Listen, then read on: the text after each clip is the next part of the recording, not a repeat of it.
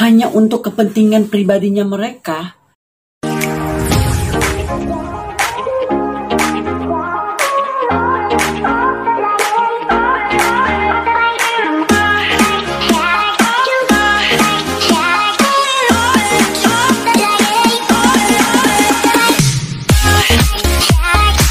Halo guys, welcome back to my channel. Terima kasih kalian sudah mengklik video ini. Kali ini aku bakalan membahas cerita-cerita mistis atau cerita-cerita horor lagi ya guys.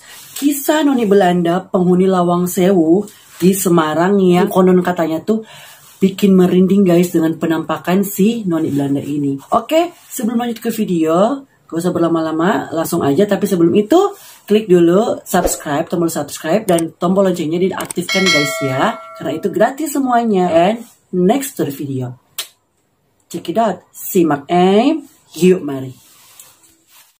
Di balik cerita mistis dan cerita horor dari kisah noni Belanda penghuni Lawang Sewu yang katanya bikin merinding dengan penampakan si noni Belanda ini, Lawang Sewu memang sudah bermetamorfosis guys. Jadi gedung itu sudah, gedung Lawang Sewu itu udah gedung tua banget guys di Semarang. Bangunan yang dulu terkenal karena keangkerannya itu kini menjadi tempat pariwisata guys. Jadi bangunan Lawang Sewu ini yang dulu bangunan udah lama dan konon horor ya kan, sudah menjadi tempat wisata dan menjadi spot-spot untuk anak-anak muda berfoto ria guys. Tapi meski begitu ya guys, kisah misterinya tuh masih melekat di gedung Lawang Sewu ini karena pemandu wisata di Lawang Sewu yang bernama Abdul, umur 50 tahun, menceritakan salah satu cerita yang menurut dia ini, cerita ini katanya bisa bikin dia merinding guys. So ceritanya apa guys? Dan ini dia. Di gedung Lawang Sewu, gedung tertua ini ya, di lantai 2-nya itu terdapat ruangan yang kosong yang sangat begitu luas. Di lantai 2 di gedung Lawang Sewu ini ya guys, di lantai bawah tanah itu terdapat lorong bak penampungan air Lawang Sewu gitu loh. Jadi di lantai 2 dari gedung Lawang Sewu ini tuh terdapat ada satu ruangan yang gede banget guys. Jadi luasnya itu luas banget gitu loh ruangan itu. Dan di lantai dasar itu ada kayak tempat penampungan air di gedung Lawang Sewu ini guys. Dan dulu konon katanya di tempat penampungan air itu, di lantai dasar itu, bekas tempat penyiksaan guys. Serem ya Wak, hati-hati loh. Kalau kalian memang berani, ya udah kalian kunjungin aja gedung Lawang Sewu ini dan coba deh kalian ke lantai dasarnya yang tempat penampungan air gedung Lawang Sewu itu guys. Bekas tempat penyiksaan guys. OMG. Menurut penuturan Abdul, gedung tersebut menjadi tempat bersemayamnya banyak makhluk gaib. Jadi menurut si Abdul ini, gedung tersebut tuh banyak banget ada penampakan-penampakan dari makhluk-makhluk gaib. Karena di gedung ini pun dijadikan tempat bersemayamnya tuh para kumpulan-kumpulan makhluk gaib guys. Jadi nggak bisa heran kalau si Abdul ini sering melihat penampakan-penampakan dari makhluk-makhluk gaib tersebut guys. Oke. Akan tetapi setiap para pengunjung yang datang berkunjung ke gedung Lawang Sewu itu selalu terusik guys. Mereka tidak nyaman karena terusik dengan penampakan-penampakan atau rasa-rasa kayak ada yang mengganjal yang mereka rasain. Itu mereka rasa terganggu guys saat mengunjungi gedung Lawang Sewu ini. Dan juga sering waktu itu ada seorang wisatawan yang datang ke situ. Dia pun juga merasa seperti itu guys, terganggu karena dia melihat ada sosok penampakan perempuan yang dia bilang itu noni Belanda guys. Dan juga ada seorang perempuan yang berkunjung ke gedung Lawang Sewu itu. Dia melihat ada seorang perempuan dengan berpakaian kayak seperti penari balet. Dan dia menari balet guys. Wisatawan yang pertama itu melihat sosok penampakan, katanya itu penampakan noni Belanda. Dan yang kedua, seorang wisata juga yang melihat ada penampakan perempuan dengan berkostum penari balet. Dan dia menari balet guys di dalam ruangan yang aku bilang tadi, di dalam ruangan yang di lantai 2 itu, yang ruangannya yang gede banget di gedung Lawang Sewu itu guys. Dan pernah juga para penghuni-penghuni lain yang berkunjung dan berwisata ke Gedung Lawang Sewu ini merasa terusik dan merasa terganggu karena ada stasiun televisi swasta yang mengusik kegiatan di dalam ruangan Lawang Sewu itu dengan membawa sesajen guys untuk para makhluk-makhluk gaib, memancing untuk para makhluk-makhluk gaib ini untuk datang, dan akhirnya para pengunjung-pengunjung lain yang datang ke tempat itu pun terganggu dan merasa terusik guys. Acara televisi swasta ini pun melakukan hal yang bisa membuat para makhluk-makhluk gaib ini menampakkan diri kepada pengunjung-pengunjung lain yang sedang mengunjungi Gedung Lawang Sewu ini guys. Gila nggak sih ini stasiun televisi swasta ini hanya untuk kepentingan pribadinya mereka, dan mereka itu memancing para makhluk-makhluk gaib ini untuk menampakkan diri di depan para pengunjung-pengunjung yang sedang berwisata ke Gedung Lawang Sewu ini guys. Di kemudian hari, kebetulan si Abdul ini sedang menjadi kayak tour guide seseorang gitu loh kan. Jadi dia ini si Abdul ini, Abdul Hadi yang umur 50 tahun ini, dia kan menjadi tour guide seseorang untuk di Gedung Lawang Sewu itu. Orang yang dia pandu ini melihat ada sosok perempuan juga yang dia lihat di pojok ruangan, dan itu di pojok ruangan lantai 2 juga guys. Ruangan yang sangat-sangat begitu luas.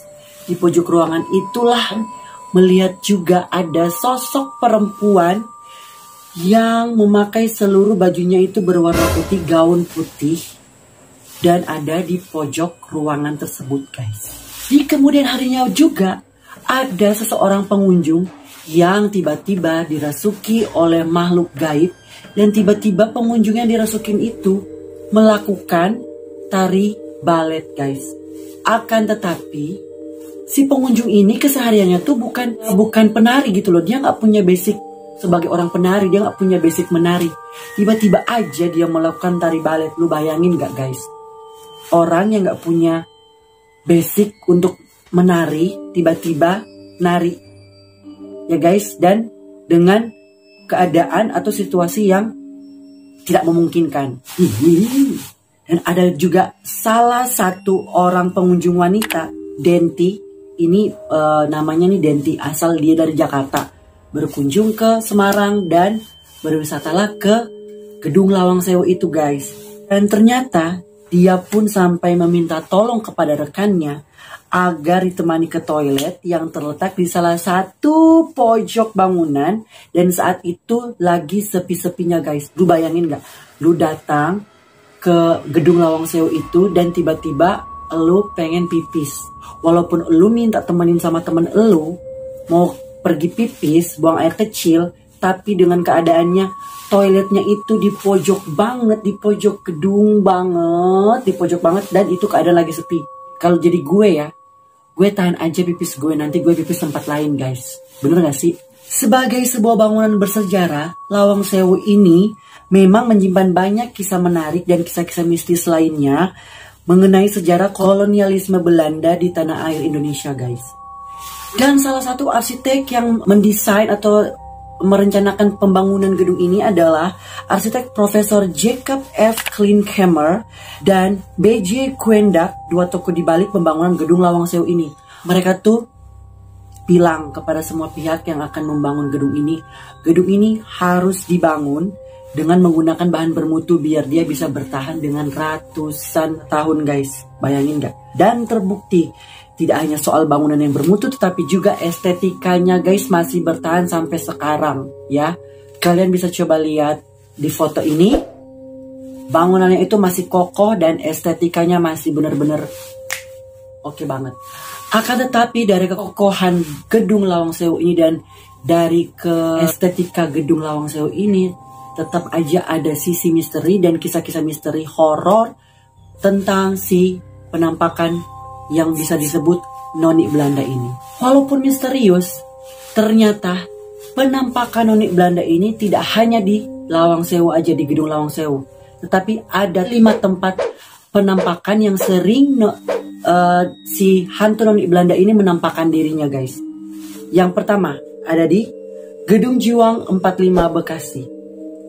Kondisi bangunan tua ini yang terletak di Tambun Selatan ini sudah mangkrak, maksudnya sudah mangkrak. Sudah tidak pernah terpakai kondisinya, tidak pernah terawat dan lembab, dan kondisinya sudah tidak layak untuk dihuni gitu loh.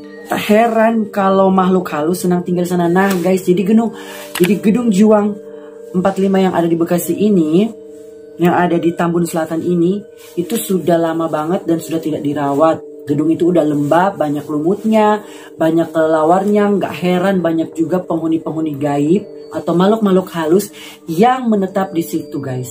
Bahkan salah satu pun penghuninya adalah hantu Noni Belanda. Jadi Noni Belanda ini bukan juga menampakkan dirinya di gedung Lawang Sewu di Semarang ini guys, tetapi dia juga sering menampakkan dirinya di gedung Juang 45 Bekasi, Tambun Selatan, Jakarta.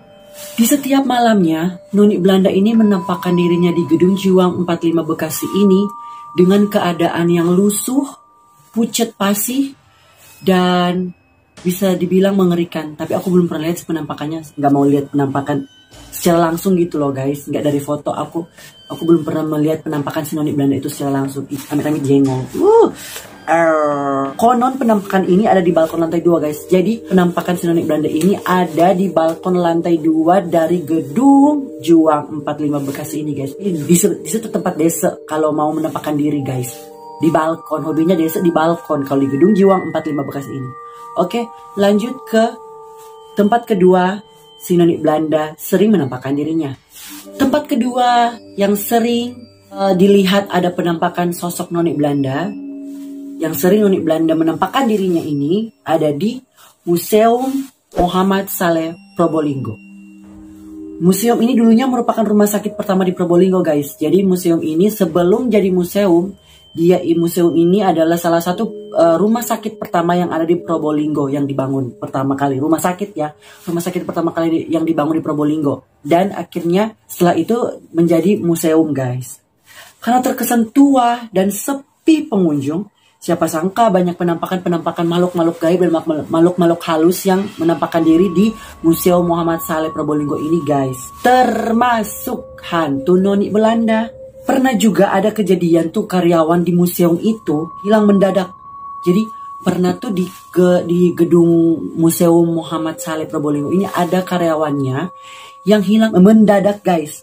Konon katanya diculik hantu. Beberapa hari kemudian, masyarakat setempat juga melihat sosok hantu cantik berbusana mirip perempuan Jawa yang menjadi perawat. Tak heran kalau tempat ini angker karena kondisi lembab tak terawat. Nah, dan banyak yang bilang penampakan itu pun adalah penampakan si Noni Belanda guys. Dan konon katanya kalau ada pengunjung perempuan yang datang berkunjung ke Museum Muhammad Saleh Probolinggo ini, hati-hati nanti kalian bakalan diganggu sama hantu Noni Belanda ini guys. Serem ya. Jadi kalau cewek-cewek ya, cewek-cewek bukan laki ke cewek-cewekan ya, pure ini real pewong, real perempuan, cewek-cewek. Kalau kalian mau berkunjung ke gedung Museum Muhammad Saleh Probolinggo ini, hati-hati deh, harus waspada karena nanti nggak minta-minta kalian bakalan diganggu sama si hantu Noni Belanda ini guys. Gitu loh konon katanya begitu. Dan yang tempat yang ketiga ini adalah tempat yang awal aku ceritain, adalah gedung Lawang Sewu. Ternyata aku bakalan lebih detail lagi ya guys. Ternyata di gedung Lawang Sewu ini memang udah gedung sangat tua banget, tapi dia masih kokoh dengan estetikanya yang sangat-sangat masih berpegang teguh dari gedung itu ya guys. Akan tetapi sering juga ada penampakan si Noni Belanda. Dan sering beberapa orang atau beberapa masyarakat di sekitaran situ pernah mendengar suara jeritan hantu dalam gedung Lawang Sewu ini guys. Dan di gedung Lawang Sewu ini ada satu tempat yang dijadikan tempat peristirahatan para tentara Jepang guys. Waktu pada zamannya gitu loh. Dan pernah ada 20 Noni Belanda diperkosa paksa sampai dengan kondisi yang mati tragis guys. Jadi mereka itu 20 Noni Belanda ini diperkosa ya. Habis diperkosa mereka dibunuh guys. Tapi dibunuh dengan secara tragis. Mereka tuh mati tragis gitu loh maksudnya. Tak jarang hantu yang berbusana rok putih itu sering pengunjung-pengunjung atau para wisatawan melihat di gedung Lawang Sewu ini. Ternyata guys, 20 noni Belanda diperkosa dan dibunuh dengan secara tragis. Tempat yang keempat adalah Gedung Tua PN Surabaya. Ada cerita mistis di dalam gedung tua ini guys, yaitu sama aja sosok seorang penampakan noni Belanda. Walau tempat ini masih aktif dipakai persidangan, beberapa orang pernah disapa oleh makhluk astral. Gedung ini pun masih aktif untuk dijadikan persidangan, dan beberapa orang pun pernah disapa oleh makhluk astral. Jadi guys, penampakan si noni Belanda ini bisa dibilang ramah. Jadi orang-orang yang datang ke gedung itu disapa sama si makhluk astral noni Belanda ini guys. Ada seorang pemuda yang bernama Samir pernah melihat penampakan hantu noni Belanda guys. Jadi si Samir ini pernah melihat hantu penampakan noni Belanda di saat dia berkunjung atau datang ke gedung PN Surabaya ini guys. Gedung tua PN Surabaya ini guys. Dia mendengar juga suara perempuan bercakap sampai ada suara orang mandi. Jadi guys, si Samir itu mendengar ada suara seorang perempuan bercakap atau bercerita, dan ada suara perempuan yang sedang mandi. Suara-suara aneh-aneh yang kecil aja aku dengar waktu saat aku sendiri di dalam kamar kah, di mana kah, saat mandi pun. Horor wak, gila. Lebih merindingnya lagi, di gedung tua PN Surabaya ini ada seorang pengunjung pernah kesurupan sambil mengoceh dengan berbahasa Belanda. Jadi ada seorang pengunjung, ya merinding aku nih wak, sumpah serius tuh. Jadi ada seorang pengunjung tiba-tiba kesurupan dan dia berbicara dengan berbahasa Belanda. Gila nggak tuh? Coba kau pikir, temen kau jalan bareng sama kau pergi ke gedung tua PN Surabaya, tiba-tiba dia dirasukin makhluk halus, setan begitu ya kan? Dan dia tiba-tiba berbahasa Belanda, dan itu desa basicnya nggak ada tahu sama sekali soal bahasa Belanda guys. Tiba-tiba dia bisa berbahasa Belanda. Dua pilihan, kalian kabur atau pura-pura metong di situ. Semua orang tuh mau percaya ataupun tidak, sosok si noni Belanda, sosok si penampakan noni Belanda wanita cantik ini betah banget dia tinggal di gedung tua PN Surabaya. Guys. Jadi itu dia kayak udah rumahnya dia gitu loh. Dia udah betah. Jadi nobody yang bisa ngusir desa dari kediamannya itu. Istilahnya ya udah itu jadi kediamannya si noni Belanda ini. Jadi desa udah betah, nggak mau pindah ke tempat lain gitu ya kan. Coba aja lu pindahin desa. Dan tempat kelima ada di Goa Belanda, Bandung. Ini kalau malam hari Anda mendatangi lokasi ini, muncul pula suara jeritan-jeritan misterius dalam goa ini, yang konon katanya dia adalah hantu noni Belanda. Jadi konon katanya kalau kalian berkunjung ke Goa Belanda Bandung ini, kalian akan mendengar suara-suara jeritan begitu, suara-suara jeritan hantu. Dipercaya itu suara jeritan hantu dari si noni Belanda ini guys. Goa ini adalah lokasi bekas pertumpahan darah di zaman penjajahan ini, menyiksa banyak hal misteri. Jadi goa ini tuh dulu bekas tempat penjajahan guys, tempat pertumpahan darah gitu di dalam goa ini guys. Salah satunya suara jeritan seorang perempuan yang merintih kesakitan karena dibantai. Nah, jadi pun selain mereka mendengar suara jeritan yang mereka percaya itu adalah noni Belanda, mereka pun juga mendengar suara seorang wanita menjerit kesakitan karena disiksa guys gitu. Coba kau bayangin lah kan. Tak jarang juga hantunya bergantayangan sering-seringnya di goa itu guys. Seperti digambarkan dari cerita sebelumnya, hantu noni Belanda ini memiliki wajah cantik banget. Jadi parasnya tuh cantik abis. Tapi walaupun cantik, dia hantu. Dia menampakkan diri di goa. Coba kalian pikir ya, kalian jalan ya malam-malam, terus ada penampakan, tiba-tiba ada seorang perempuan cantik menampakkan diri depan kau. Kau lihat kakinya itu melayang, tidak nampak di lantai itu. Dua pilihan, kabur atau pura-pura mati. Itu aja. Oke guys, itulah tadi pembahasan aku soal cerita horor, cerita mistis tentang noni Belanda ini ya guys. Jadi awal yang aku cerita itu tentang noni Belanda, dia tuh berasal awalnya itu dari Gedung Lawang Sewu ini. Konon katanya banyak yang percaya dia itu tempat penampakannya yang khusus itu di Gedung Lawang Sewu. Tetapi ternyata ada 5 tempat yang dia sering menampakkan diri. Salah satunya adalah di Gedung Juang 45 Bekasi, Lawang Sewu, Gedung Tua PN Surabaya, Gua Belanda Bandung, terus apa satu tadi ya? Aduh, gue lupa. Pokoknya dia ada 5 tempat, maksud gue. Ada 5 tempat sih penampakan noni Belanda ini. Walaupun dia cantik guys, tetapi dia hantu. Ya, lu bayangin deh, cantik-cantik menampakkan diri hantu. Merinding aja kan, masa iya? Kalau lu orang berpikir sehat, lu lihat ada penampakan perempuan cantik ya kan? Terus pasi gitu ya kan? Kakinya tak nampak di lantai. Kau ajakin pacaran? Kalau menurut aku untung kayak kebencong ya guys. So itulah dia kisah dari si noni Belanda. Semoga kalian terhibur. Dan jangan lupa tekan tombol subscribe dan tekan tombol lonceng biar kalian bisa dapat notifikasi dan updatean video-video mistis aku yang berikutnya. Aku bakalan selalu upload setiap seminggu 2 kali, ada di hari Kamis dan hari Minggu ya guys. Thanks for watching guys. See you next. Have a good day and God bless you all. See you on my next video. Noni Belanda cantikan gue daripada Desa.